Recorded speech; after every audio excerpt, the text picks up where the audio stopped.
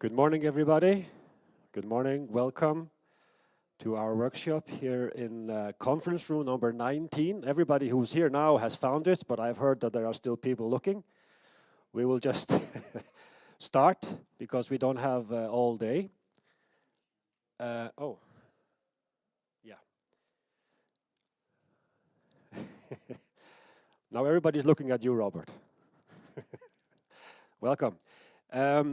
We are very happy to have you here. Very happy to see the attendance. We will have a range of speakers trying to dig deeper into beta-glucans, the process of purifying beta-glucans, processes in the fish, what beta-glucans functionality is, and also have a brief look at some practical applications of beta-glucans. The speakers today will be Product Manager Eduardo Yamashita. We'll just do a quick overview of the application of beta-glucans in aquaculture. And then we go to the science, where we have Robson, who is our specialist on the processes of purifying yeast into the components that we are looking for, and what is the main target, and what are the risks, what are the pros and cons of purification versus the crude product.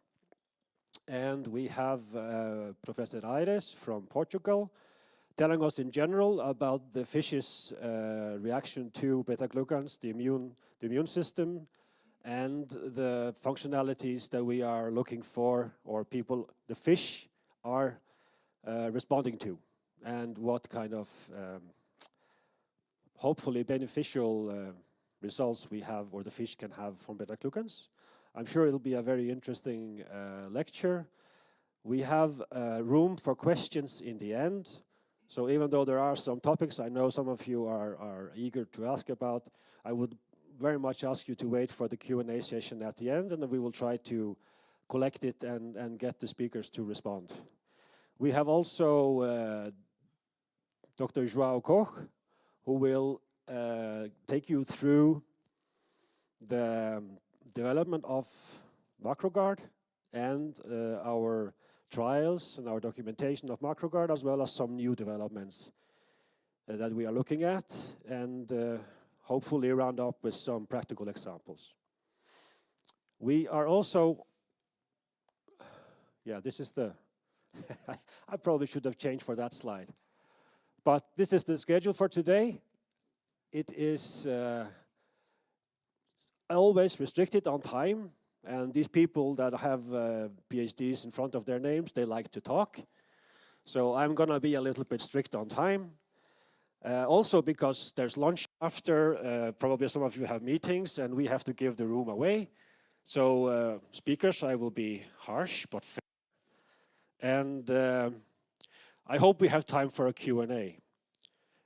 Finally, I would very much urge you to have a look and scan this QR code, because first of all, it's a competition. There's a cash prize at the end of the fair, but we do this to hunt people into our mailing list, and there's a registration process before you can get any money. So please, I'll show the QR code at the end as well. And we'll be very happy to see as many names as possible. Okay, so first I would like to invite Eduardo just to introduce yourself and your topic. Thank you. Thank you, Bowie. Bowie is my English teacher, the best one that I had. So, first of all, just to introduce myself, I am Eduardo Yamashita. I look like Asian, but I'm Brazilian. That's a bit strange, but I'm a Brazilian. I am the Global Product Manager at BioRegen. So I just give you a short introduction. That is a topic. This graphic you see in all aquaculture events, but I like to see it. That is the growth of aquaculture. The blue bar is the main species that you have for aquaculture. Salmon needs shrimp, tilapia, and sea bass, and sea bream. And you can see the growth year by year. That's amazing. If you compare another kind of culture, animal production, aquaculture is always grow year by year, no? Even if you have many diseases, Isavirus, white spot, and tilapia streptococcus, a lot of diseases. However, you continue to grow year by year. So, the other thing that's important, it's about the 9 billion people that will be in 2050, and you need a very high quality meat that is, aquaculture can provide that. Also, sustainability production. So, if you compare aquaculture production against another kind of culture, you are very low carbon footprint. Also, you can preserve the biodiversity when you're talking about the stock of the sea and the rivers of the animal. I like this sentence, that World Economic Forum say that aquaculture could feed the world and protect the planet if we get it right. If we get it right. There is a video that I bring to show you that talking about AMR, antibiotic microbial resistance. An estimated 6 million people are killed annually, either directly or indirectly, by a problem that's growing more critical by the year: antimicrobial resistance, or AMR.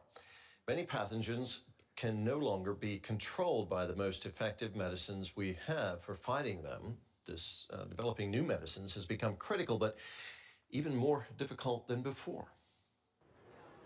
Antimicrobial resistance affects us all because anyone could at some point be infected by potentially deadly common microbes that no longer respond to the medicines we use to treat them.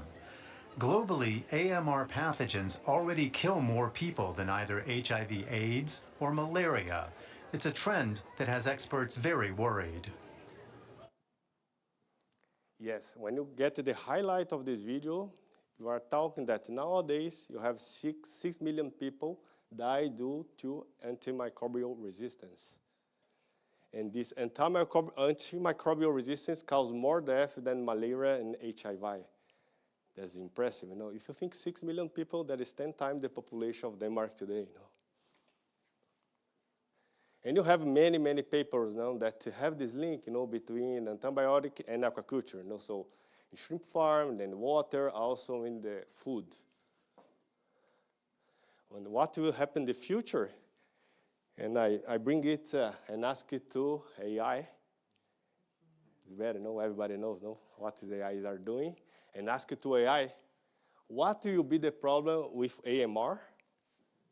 And how many people are expected to die 2050?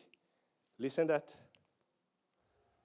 Antimicrobial resistance, AMR, is a significant and growing global health threat. It occurs when bacteria evolve to resist the effects of medications designed to kill them, such as antibiotics.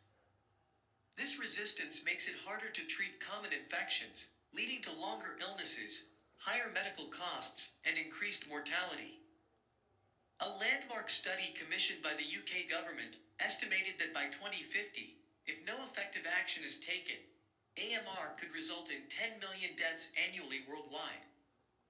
This would surpass the number of deaths caused by cancer and other major diseases, leading to a global health crisis on an unprecedented scale.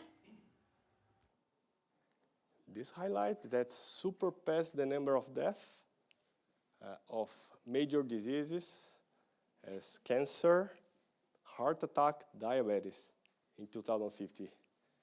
So if not effective action is taken, it could result in 10 million people die in 2050.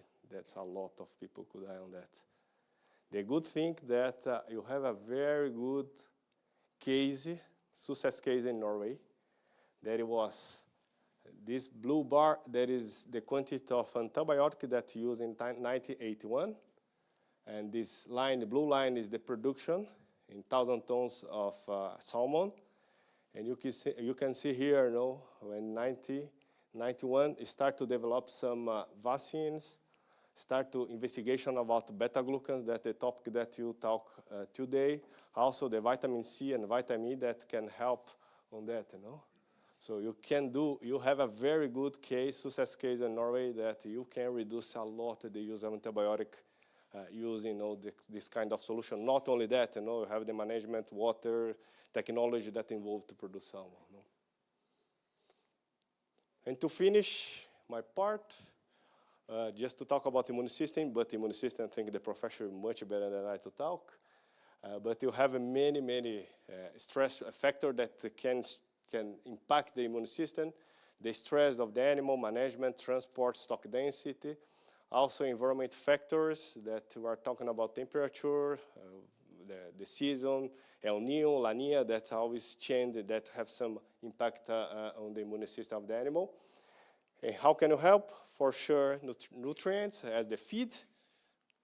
Also micronutrients, the antioxidant, vitamin, carotenoids, the power of the antioxidant, minerals, and the top for today that will be beta-glucans. So that is immunomodulator that can help in this topic. For my side, that's it. And now I hand over to Hobson.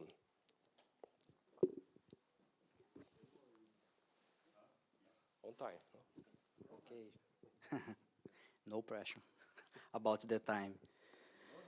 So hello everyone. Good morning. It's my pleasure to be here. Thank you for having me here. In the beginning of my presentation, I always say that I'm a lucky guy because I had the opportunity and I continue to have the opportunity to learn new things about my way. It was what happened during my master degree, PhDs, and continue. And I know that I have an ocean of the new opportunities to learn things. And a good example, it's about the beta-glucan. Before, I have been working in bioregion since 2019, around 5 years. And before to come bioregion, I did not have idea what it means beta-glucans. All my background, it was in ruminants. Yeah, now I am in aquaculture fair. So, but in ruminants, of course, we study, we have a lot of experiment with yeast. But the component of the yeast beta-glucan, it's not normal for ruminants. When I had the interview for this position that I am today, in RD, specialist feed, and when I asked me about the beta-glucan, of course, I told that I know what it means. And some days before, I searched in the Google, of course, some papers, and it's true, I had one idea, but I saw the big opportunity that I would have about to learn new things. And my history with this molecule just began 5 years ago. And I can say that I learn every day, and it's amazing tour that I'm having. So when we think about the beta-glucan, it's important to have in mind that she has been investigated, beta-glucan have been investigated for many years, has a biological active polysaccharide. It's a natural product containing fungal beta-glucan, basically have been consumed thousands of the years, especially in China and Japan for their role in improving general health. But the research on the purified beta-glucans begins around the 70s. That's the one just beginning the study. And there was an article in Nature, the magazine, that say that the ones that become big hits took time to be recognized. After around 15 years, we can see here in this picture, highly novel papers are almost 6% more likely to be in top 1% highly cited papers. But why I'm saying this? Just to make a correlation and bring these contents to beta-glucan, we can see this movement.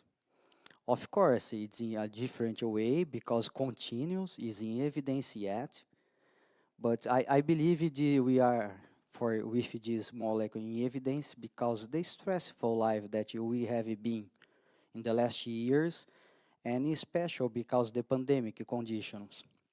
And immunity has been recognized in a way to maintain a good health and well-being. So we just looking in the PubMed about how much paper there is with beta-glucan, not glucan, because when you put glucan, the number is huge, big more, a lot of more papers. But we can saw here, it's a solid literature about the yeast, the glucan, and just the same for the yeast. Here is general beta-glucan, and here from the yeast. It's of course it's a gap here, but the movement is very similar. But when you compare with the other search, like algae, you can see it's a little different, and the research is not so old, let me say. But the message here is just that increasing the number of the research, the paper that you have in general, and especially the wish beta-glucan. So, has a definition, beta-glucan are polysaccharides of D-glucose monomers linked through beta-glucosidic bonds, and they are among the main structural components of the cell walls, like fungi waste, cereals, and some bacteria. Can be classified in two types, soluble and insoluble in water. It's a part of the group of molecular called biological response modifiers. All the knowledge has a functional and bioactive ingredients because of biological activity that we are talking today with the other speakers. So after this introduction, it's important to give one more steps and understand the composition of the yeast cell wall and after the beta-glucan. When you think the yeast cell wall, cell make up 15 to 30% of the dry weight of the cell and 25 to 50% of the volume. It's composed basically from the nanoproteins, beta-1,3 glucan, beta-1C glucan, and chitin. You can hear here in the figure. The two bigger parts when you think in the components are nanoprotein that we can see here, and beta-1,3 beta-glucans. So this composition and organization of the cell is form a layered ultra structure that can be observed by electronic microscope. And when we think about this net, it's assembled with unit modulus, and which is built around the molecule, the part of beta-1,3 glucan. That's the main chain. When you think about the prototype of this molecule, we can imagine that we have a beta-1,3 glucan chain with 40-50 branch points, with includes some branch of the beta-1Cs and nanoprotein. Just a minority part of the chitin is part of this molecule. So when you look about the composition beta-glucan, just in the simple way, it's a polysaccharides formed by monosaccharides, glucose, and it's called beta because the specific glycoside bonds that it has linked. Because of this interaction, intermolecular polydroxy group, the structure can be single or triple helix that make insoluble and in water and some basic in the organic solvents. Most of the reports have shown that most effective effects is attributed because of this X structure, Alex X structure. And all these complexity make the beta-glucans with high molecular weight. So now it's important to understand. We saw the composition of the cell wall, the composition of the beta-glucan, how important is the extraction of the beta-glucan. So We have a different extraction process. Of course, it depends of the process can affect the properties of the beta-glucan.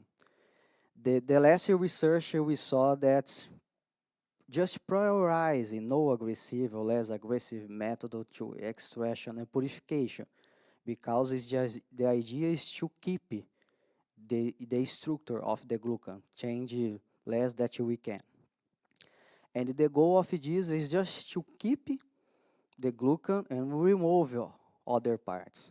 Here you can see this figure, the part A, is before the extraction, when we can see all the components like we talk in the other slides in the cell. And after the extraction, we can see that it's more relevant, the beta-glucan part, and less of the other components. That's the goal of one extraction, but keep intact the molecule. Here is just one representative scheme of the extraction that you can have a different ways, physical, enzymatic, and chemical. What differ one from the other is the way that you break down the cell to liberate the residuals internal, and how you remove these residuals. And of course, to go to the last step, that's the purification. The enzyme, I have the highlight for enzymatic one that is more friendly and it's simple process. That's one that BioRig uses. So I will not give so many attention for these slides because of my time. I tried to convince the guys to give me 1 hour, but they told just 10 minutes. And our deal is 30 minutes. I'm kidding. So, but there are other factors that impact the biological activity of beta-glucan. But I would like to highlight the search. That is one important together with the extraction. Biological activity is determined by beta-glucan structure. That depends basically from the search. When you think about a different search, we see that the wish is the unique structure with beta-1,3 glucan and a long beta-1C glucan that has a strong immune stimulation and a high pro-inflammatory cytokines. When we look into the literature, we can see that this search, it's the best, most studied, and by far the best document in terms of the immune stimulatory. And is considered the superior search of compared with the others. So everything that we talk is just to bring us for these results. We just run 2 experiments, and the first one, we just try to look at how important is the purification and different search of beta-glucan. Our hypothesis was purification and different search of beta-glucan might offer different stimulation of immunity. So basically we had 4 treatments, which one is negative control, one is withdrawal without purification, the other 2 is purified beta-glucan, one from yeast, the same of the number 2, and the last one from age. So I will not give you more details about the experiments because of the time, but the idea was this, and we just try to cover both branches of the immunity. So looking for the innate and adaptive part of the immunity. What we can see here in the results is after being the beta-glucan to specific receptors, CRT, dectina-1, active macrophages. So in general, this activation consists in several interconnect processes. Neutrophils, monocytes represent the innate immunity, which activate the complement system, and the T and B lymphocyte cell represent the adaptive immunity. And that's triggered to antibody production. Interleukin-2, it's an important variable to evaluate the immunity. So, and can work in both branch, in innate and adaptive immunity. And we can take home here, it was observed that how important is the purity of the wish beta-glucan when compared with purified beta-glucan, in this case algae. In the blue circle, we can see it was the only treatment, the purified beta-glucan from yeast, that was statistically different if you compare with the other source purified. And the other important result that we observed, how important is the purification, because if you compare for all these parameters, the purified beta-glucans from yeast, from just yeast wall, we saw a different statistic. And when you compare no purified and purified from the other source, we don't see effects, the black circle. So here we can see that the search that we talk and the extraction is the process, is the key. The other experiment is basically the same, but the idea is just to try different level of beta-glucan, 6% and 7%. And what we saw that it was not observed effect of the yeast beta-glucan purified in different degrees. We can see here in all the results, compare 6% with 70%. So higher beta-glucan products do not always mean better effects. Again, the process, it's the key. The extraction process is the key here. So to take home my last slide to give you the speech for the next is the wish is the most studied and best document source. It's considered superior from the others. So it's clear how important is the purification of beta-glucan, and take care because some manufacturers sell yeast cell wall announcing benefits of its beta-glucan, and most of the time you can see it's not true. In ideal world, every beta-glucan on the market would be 100% pure, but commercially it's almost impossible, and it's not reliable in terms of the price. And by the end, like I told, source and manufacturer is very important, and looking for reliable company products in the market, it's important. It's a key for elements assessing immune effects. Thank you very much. I will pass.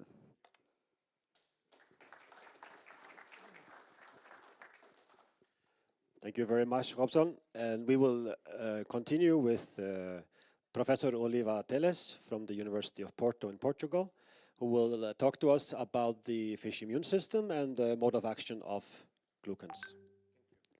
Thank you, Bobby. I think you should just try to press.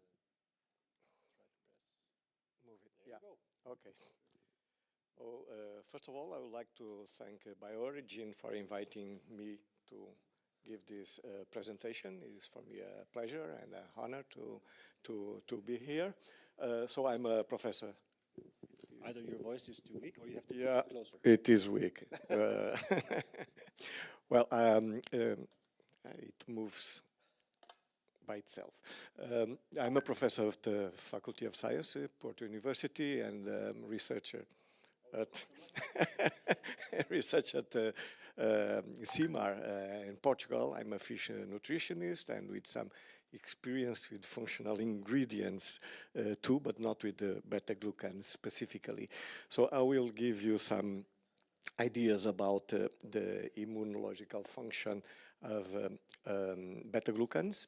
And first of all, and in terms of the immunological effects, I would like to say that the fish are subject to a huge number of external factors that can affect its health. And they can be pathogens or can be also danger, stress factors that can affect the mucus and so the physical barrier, so the epithelium, and also affect the microbiota. And we have the immune system besides the physical barrier, so an innate and adaptive immune system that can counterbalance these insults that fish are subjected to. And we can improve or try to enhance the response by using oral ingredients, so functional ingredients or probiotics, among others. And beta-glucans belong to this list of functional ingredients, and they also act as prebiotics. And the effect is to enhance and activate the immune system, so with a lot of responses, with the release of cytokines, they enhance the antioxidant defenses, cellular responses, etc. And the outcomes is to maintain the homeostasis of the animal and increase an hostile milieu for pathogen. So beta-glucan act as immunostimulant. And what is an immunostimulant? An immunostimulant is any kind of molecule, drugs or nutrient that enhance the innate or non-specific immune responses, so activating a lot of different effects, so it can have an holistic effect in terms of increasing or facilitating the function of phagocytic cells, stimulate antibody responses, lysozyme and other molecules activity that act against pathogens, stimulate the complement system, natural killer cell, and bactericidal activities. So all of these contribute to increase the immune response of fish. Well, we all biologists know this, that animals, vertebrates, have an immune system consisting of two lines of defense. So the first line of defense is composed of physiological barriers. So you have the epithelium, you have also the mucus, which are associated to the skin, to the gills, and also to the gut, and they prevent the invasion of pathogens. Then we have also in first line of defense an innate immunity composed of the humoral and the cellular responses. And then there is a second line of defense, which is adaptive immunity or acquired immunity, which also has humoral and cellular components. Well, as you also know, the response is different between the innate and adaptive immunity. So innate immunity is always present and at a low level, and when there is an insult, its response increases very fast and is the first response against the insult. Then after a while, you can have the second response, which is the adaptive response, which is not present at start, then it increases, and after solving the insults, it is kept on a basal level. Well, the innate response is the first to appear, is very quick to respond against insults, and is non-specific, and is always present in the organism. It is composed of a cellular response, as I told you before, and this cellular response involves cell proliferation and recruitment to the insult site, and so migration also of cells to the insult site. There is phagocytosis, so the monocytes and neutrophils and macrophages, so engulf the microbes, and digest them, and is also a response in terms of production of chemokines, which attract other cells to the insult side, and cytokines, which enhance different kinds of inflammatory responses, and also the production of reactive oxygen species and nitrogen-oxygen species that attack and destroy the microorganisms. Simultaneously, there is a humoral response that is composed by several elements that are present in the circulation and in the fluids, and also going to the site of entrance of the microorganism, and include several components as the complement factors, lysozyme, peroxidase, protease, antiproteases, and there is also the release of eicosanoids like leukotrienes, prostaglandins that increase vasodilatation, and so it eases the going of the cellular components to the insult site. Though the final response is an inflammation, and overall you have at the inflammation side cell accumulation, cell differentiation, apoptosis of the cells, and pathogen clearances. So as has been told by Robson, and I will not take long time about this, yeast cell is composed by a huge component of the cells. Yeast cells is composed of beta-3, beta-6 glucans, which are highly conserved structural components, which have a very repetitive structure, and so they are not present in the vertebrate cells, and they are interpreted by vertebrates as pathogen-associated molecular patterns. So you have other kinds of these kinds of pathogens, PAMs, so pathogen-associated molecular patterns like lipopolysaccharides in bacteria, but in yeast this structure is well recognized by the cells, the immune cells, and they are recognized mainly by several receptors, which are called pathogen recognition receptors, and when they are attached, so these PAMs are attached to these PRRs, whereas they trigger a lot of reactions, so increase the humoral immune defense, recruitment of cells, granulocytes, macrophages, at first for the inflammation site. So they induce a local inflammation. They also process these glucans, so these PAMs, and they present it to antigen-presenting cells, which will then induce an acquired immunity response. So this is the overall picture of reactions that are triggered by these PAMs, as are beta-glucans. Beta-glucans has a huge and diversified amount of functions. First of all, the immunomodulatory properties and anti-tumor properties, which are also quite important. And they act also as a prebiotic.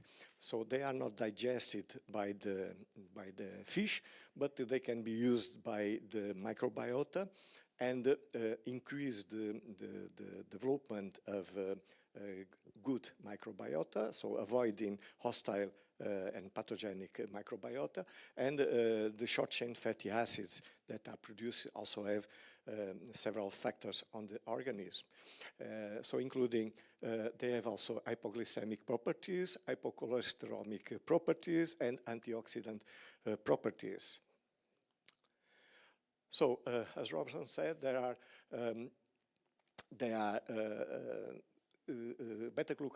glucans that are soluble and others that are less soluble, so are particulate. The soluble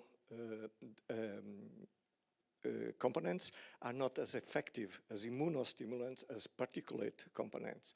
And beta-glucans are particulate, so they have a very interesting immunological activity. They are recognized by receptors of cells and they induce their response.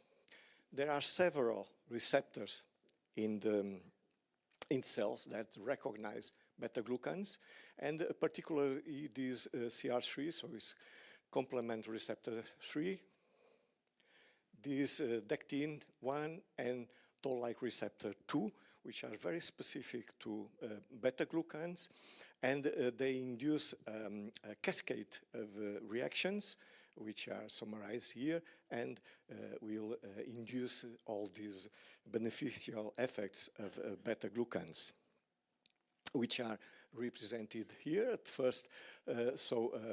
Macrophage and antigen-presenting cells, they detect the beta-glucans by dectin-1, for instance. They engulf them, and they can also process them and produce several glucan fragments that are recognized by complement receptor 3, and then they trigger an anti-tumor response, and so they kill tumor cells. And on the other side, they produce a number, or release a number of cytokines that have pro-inflammatory response and help to recruit a number of cells to the insult site. Recently, very recently this year, there was a meta-analysis done on the effects of beta-glucans in fish, and I will present some of the responses here. So you see the number of species that were studied are presented here, and when this effect size, this edge effect size is bigger than 0.5, it signifies that it has a positive significant effect, and on the side is a negative effect. So as you may see, most of studies show an increase of lysozyme activity with the beta-glucans, also an increase of phagocytic activity with beta-glucans, an increase of complement activity with beta-glucans, respiratory burst activity also increased in most of the species. Immunoglobulin activity, so this represents acquired response, also increased in most of the species studied.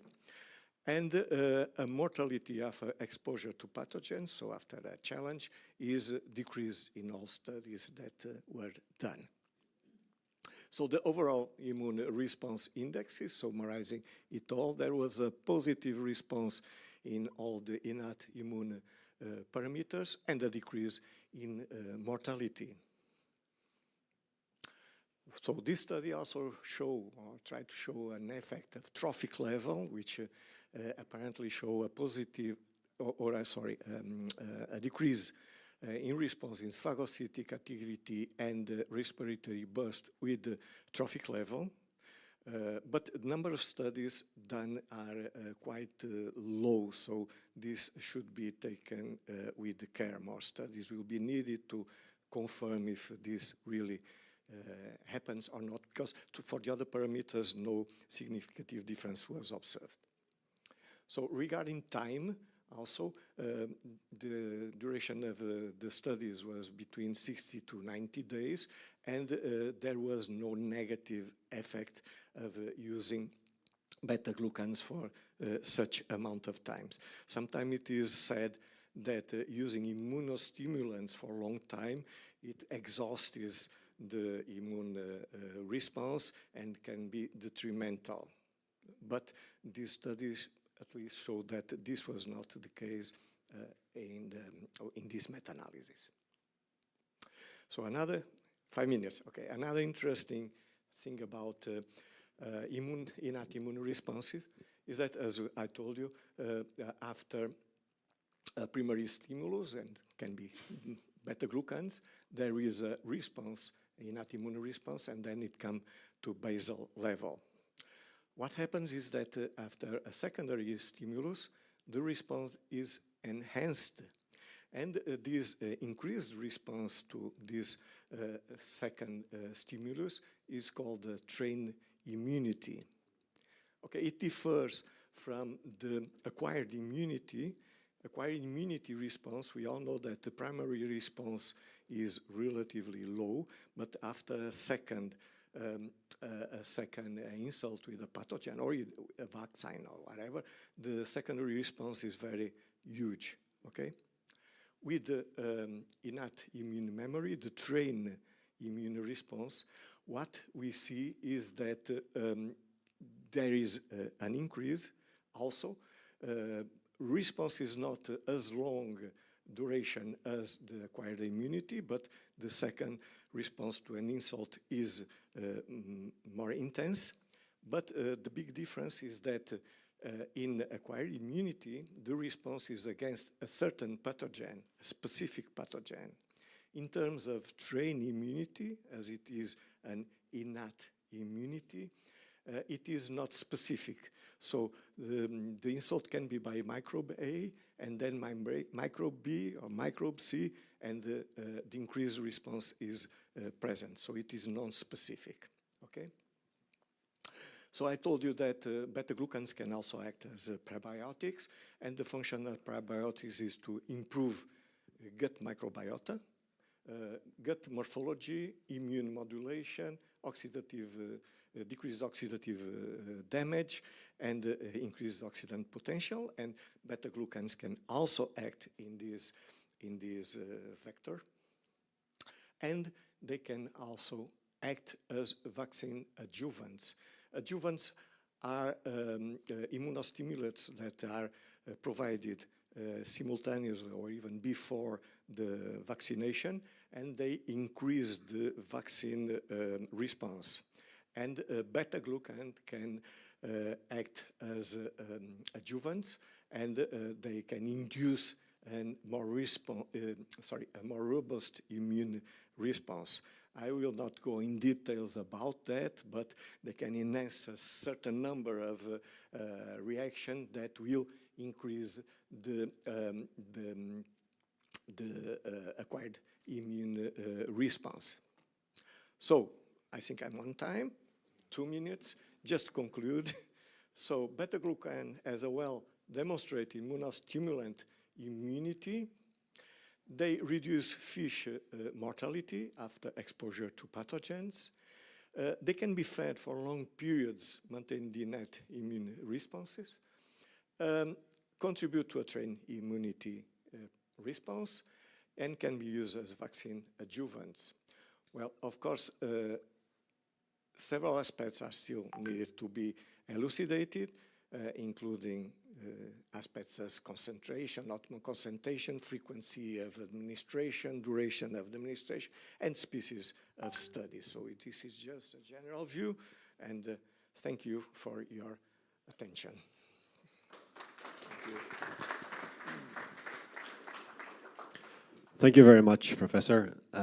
Thank you very much for a very, very in-depth perspective of the mechanisms and mode of action. I'm sure there are some follow-up questions, but we will wait with those. Now I would like to pass the microphone to Dr. Koch, who will talk about practical applications in aquaculture of beta-glucans. Thank you, Boy. So thank you, everybody, for coming. Probably everybody's hungry, right? But I'll try to be really fast here. But I think it's an important part to show you what can we expect with the use of macrogar in fish, right? Our purified beta-glucan. So the first thing that I think the message that we need to have in mind, when we think about macrogar, when we think about beta-glucan, right, we need to think about immune system, as our colleagues spoke very well here. So I'm not looking for growth performance. I'm looking for survival. I'm looking for a reduced mortality is what I'm looking for. So immune system in general, right? Against many different pathogens, right? So this trial here we run, I am the author of this trial that we run in Brazil. The Nile tilapia was the model used in this trial, but what we address when we are thinking about this trial? As Dr. Olivatelli said, long periods of use of beta-glucans impair production performance, immune system, and responses to pathogens. And when I stop using MacroGuard, our beta-glucan source, how long does the effect last? I am working by region since 2016, so I will complete 8 years this year. And I always receive this kind of questions from our customers, right? So because of this, we address. So what was the design of this trial? So the treatment A, no beta-glucans, never. Treatment B, 30 days without beta-glucan, and the last 15 days with beta-glucan, right? 15 days without, 30 days within beta-glucan, and 45 consecutive days using beta-glucans in the animal's diets, right? After that, we stop using beta-glucans here, and we had some immune parameters analyzed here, and also in the day 7, we challenged the animals with 2 different pathogens for Nile tilapia, okay? Streptococcus ini and also Aeromonas hydrophila.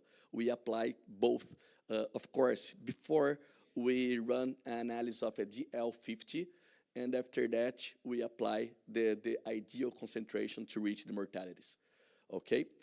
And look, it's quite important. We stop using the beta-glucan here, and we apply the pathogen 7 days later, okay?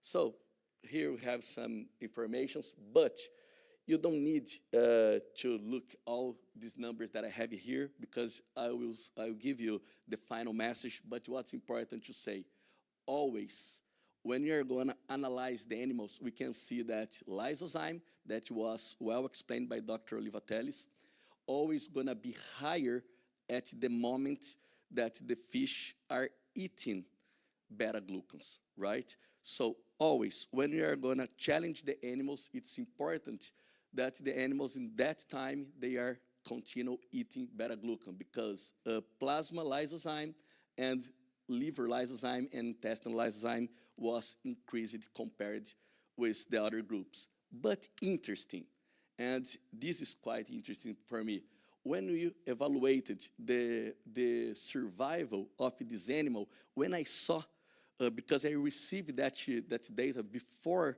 the challenge, when I saw, I thought, I will not see statistical difference in terms of mortality, because 7 days later, when we remove MacroGuard from the diets, I couldn't see statistical difference in terms comparing lysozyme or complement system or myeloperoxidase that we evaluated. But it was curious to see that, of course, 100% survival here we found when beta-glucan was used for 45 days in a row, right? We have 3 replicates in this trial, 50 animals per tank, and no mortalities. Of course, we cannot expect always 100% of survival. It's not a silver bullet, right? But it was important to see that we could not see mortalities in this trial specifically. When MacroGuard was applied for 15 days, the final survival was 80%, 30 days, 80%. When we didn't have beta-glucans in the diet, the final survival was 65%. And I was trying to understand why this happened. And Dr. Iris explained, is the training immunity. So although MacroGuard was not present that time in their diets, the trained immunity appeared in this trial. And when the animals was exposed to a pathogens, the results still occur, okay? So another trial, we have around 100 papers published with MacroGuard just in fish, right? And in this trial, why we had this trial? because sometimes I receive some questions from our customers trying to understand if I increase the level of macrogar in the animal's diet, we are going to see better results. And I brought this trial to show that no, we cannot see better results. On the contrary, we are going to see decreased results. Okay, the results will not be the same. So we can see here a specific growth ratio. The best one was with 0.1% of macrogar. The second treatment here is 0.2% of macrogar, right? And survival ratio before the challenge was also increased comparing with the control group, right? And also, it was the same 0.2, but was different from the control one. Okay, 0.2 was not different from control group. So there is an ideal doses to be applied, 1 kilogram per ton of diet, okay? Also, we evaluated here the phagocytic ratio in these animals, and again, the results went the same direction, 0.1%, showing us better results. Lysozyme, that was well demonstrated by Dr. Oliva Teles, also was increased here, right? And here we also challenged the animals against streptococcus, and we could verify again that the treatment D2 with 0.1% was better than 0.2% after this challenge against Streptococcus ini for Nile tilapia. So like I said, we have around 100 trials published. So there are many. We have trials that we run with Atlantic salmon, sea bream, Nile tilapia, silver catfish, and many other species addressing around 20 different pathogens. The most of them bacteria, but we have also some trials that we run with virus too, okay? So as also Dr. Iris explained a little bit, we can expect results in terms of the results of vaccines, okay? And this is quite important because sometimes when we visit some customers, when we are talking to people, sometimes the nutritionists, they say, oh, maybe I don't need to use beta-glucans because I am I use vaccine in my fish. But we are trying to show them that we can increase your response, your vaccine response, if you previously feed the animals with beta-glucans, right? So this trial we run in Chile in 2019 with salmon salar, and we challenged these animals against Moritella viscosa and also ESA virus, okay? Virus, sorry. Just to explain a little bit about the design of this trial, we had the control diet for 12 weeks and beta-glucan diet for 12 weeks. After that, we split the animals, and half of this group was vaccinated and another half unvaccinated. The same for beta-glucan diet, right? So here we have some informations related to the commercial vaccine that we apply in these animals.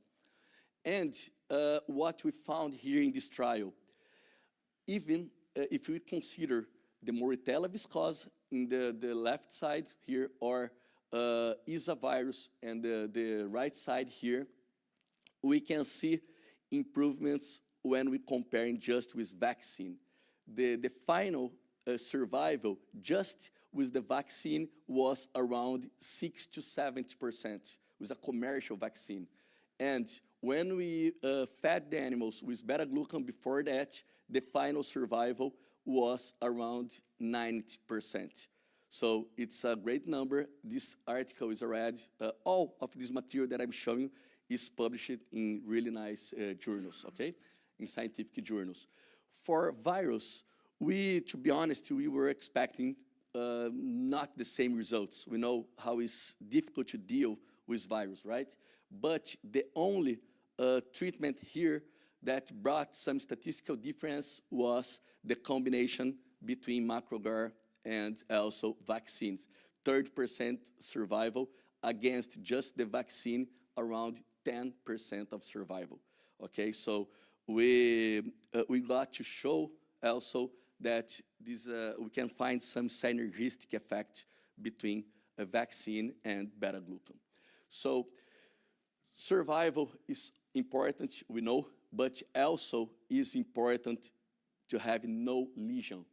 And when we consider here just control vaccinated and macrogar vaccinated, we can see here, of course, dead fish, 28%, 93% with macrogar plus vaccine. But animals without lesion, 34% and 50%. And we know that scarce lesions is important. It's an entrance door for new pathogens coming, right? So it's important not having lesions. And also, it was another thing quite important that we found in this trial. This another trial with Nile tilapia. Nile tilapia fingerlings, the animals was infected with Streptococcus ini. And again, we could verify 1 week before the challenge and 4 weeks before the challenge that we could also increase the results of this vaccine against Streptococcus ini, okay? So this is another article that was published in Vietnam with Nile tilapia. Wound healing. Wound healing also, we know that is important, skin is an important organ of the animals, right? So we need to keep this organ intact. Skin and mucus, we know that's a physical and chemical first line of defense, okay? So it's the second largest tissue of vertebrates. So, and sores in this barrier increase the risk of infections. So we need to heal all as soon as possible, right? So when should we use that? Mainly before some handling process, vaccinations, increased temperature or decreased temperature, when the animals are gonna be submitted to some stressful, it's important to keep them fed with beta-glucans. So in this trial, the first trial that we identified the importance of using beta-glucans, macrogar, for this proposal, this trial we run applying macrogar inside the water like a bath, right? We know that it's not an easy way to apply. Because of this, I will show you another trial here, but the first one was applied macrogar inside the water, right? 0.1 and 0.5 for rangiacalin, okay, a Brazilian catfish. And what we found here, after 7 days of a punch that we inserted in these animals, the wound side, we could verify that it was decreased when we had macrogar in that diet, okay? And another parameter that we found here, and it's gonna be important later, I will explain the reason, we could verify that cortisol in these animals was decreased also when we evaluated. So when I had beta-glucan inside their diets, we could verify decreased cortisol, okay? And this is the picture that we can also find in this article. The group A, where we didn't have beta-glucan, until 28 days we could see the wounds in these animals, right? In group B, with 0.1% of beta-glucan inside the water, in 21 days, we still could see a little bit, but not in 28 days, the wounds again, okay? And in the group 0.5, 14 days, we could say that the wound healing was complete, okay? So, what we learned running this trial, that interleukin-1B is central to inflammation, okay? It's the first step of the healing process, quite important, and plays a major role in the muscle catabolism to release amino acids for synthesize genes related to this wound healing, okay? And we know that the cortisol production inhibits the expression of interleukin-1B. So because of this, it's so important to have the level of cortisol always decreased. And beta-glucans, we know that to do that, okay? And the last trial that I'd like to show you here is one trial that was run by Dr. Front, that's here in this event. I had a pleasure to talk to him earlier. And he applied macrogar beta-glucan in a zebrafish model, okay? It's an important animal, and we for sure can extrapolate for another species too. It's just a model that we can use. And what they did in this trial, they amputated these animals here, and they verified the growth of this tail over the days, okay? The amount of beta-glucan applied here was 12.5 milligrams per kilogram of live weight. It's important to mention, I think I'll take the opportunity to say that for you. Sometimes some nutritionists, they ask me about these doses, 1 kilogram per ton, because we know during the winter time or when the temperature is not ideal for determined species, the animals will not feed the same amount, right? They're gonna decrease the feed intake. So what should I do? Should I use the double of beta-glucan, or should I keep the same level? And we had another trial. I didn't bring it here because of our time, but we ran this trial to address this question specifically. And we found for Nile tilapia that considering the ideal temperature between 27 to 30 degrees Celsius, we should use 50 milligrams of macrogar per kilogram of live weight. During the winter time, and the setup for that trial was the temperature was between 19 to 21, we need to use the double. 100 milligrams of macrogar, the commercial product, per kilogram of live weight per day, okay? And we are, for sure in the future, we're gonna do the same for another species, because I think it's the right way to indicate the use of this product to a nutritionist. Not saying just 1 kilogram per ton of diet, but saying exactly how much of the product the fish need to eat daily, okay? So, because energy is gonna be also quite important to ingestion, so they can calculate how much beta-glucan should be in their diets. And what we found here, first, in the control amputated without beta-glucan, the mortality was higher in the two groups with beta-glucans. Here we have the commercial beta-glucan, and here a prototype that we were that time working inside our R&D department, okay? And daily regenerated area. We could note here in the day 5, in the day 6, the daily regenerated area in percentage was much higher with the prototype and also the commercial macrogar comparing with the control group.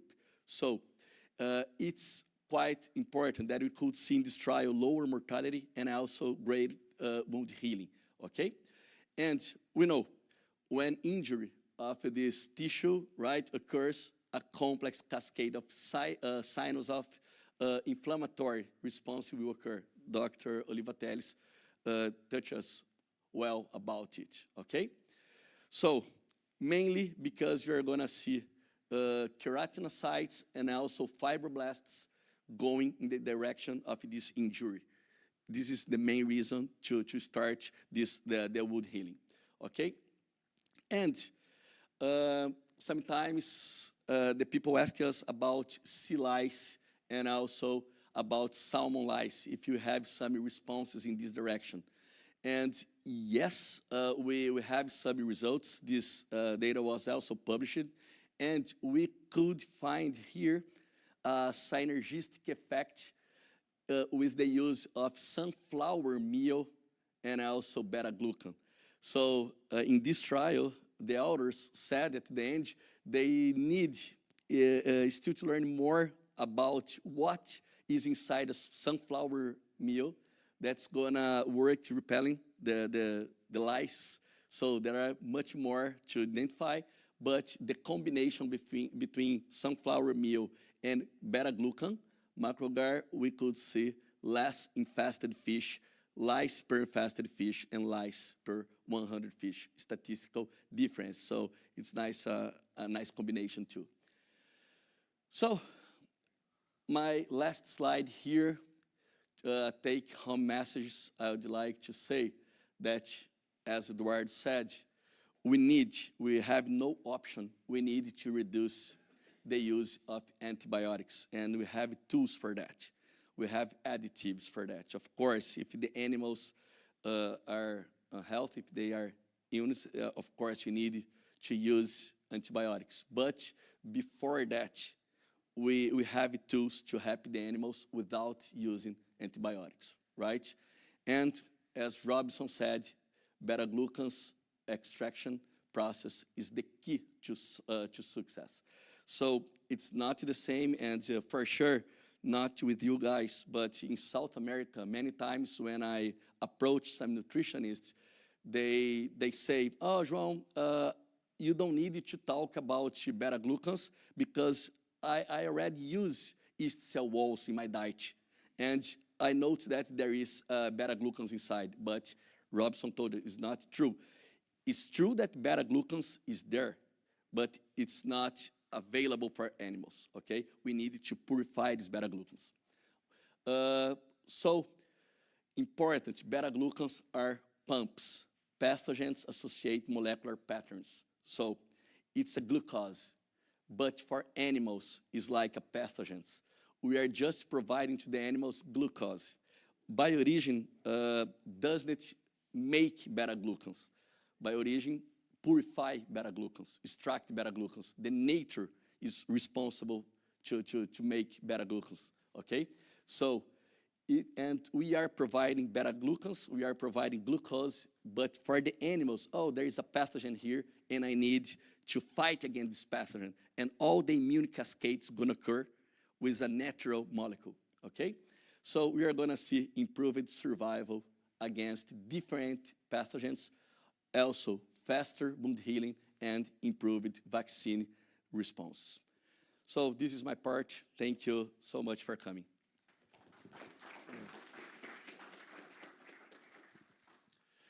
Thank you very much, João. And believe it or not, we are on time.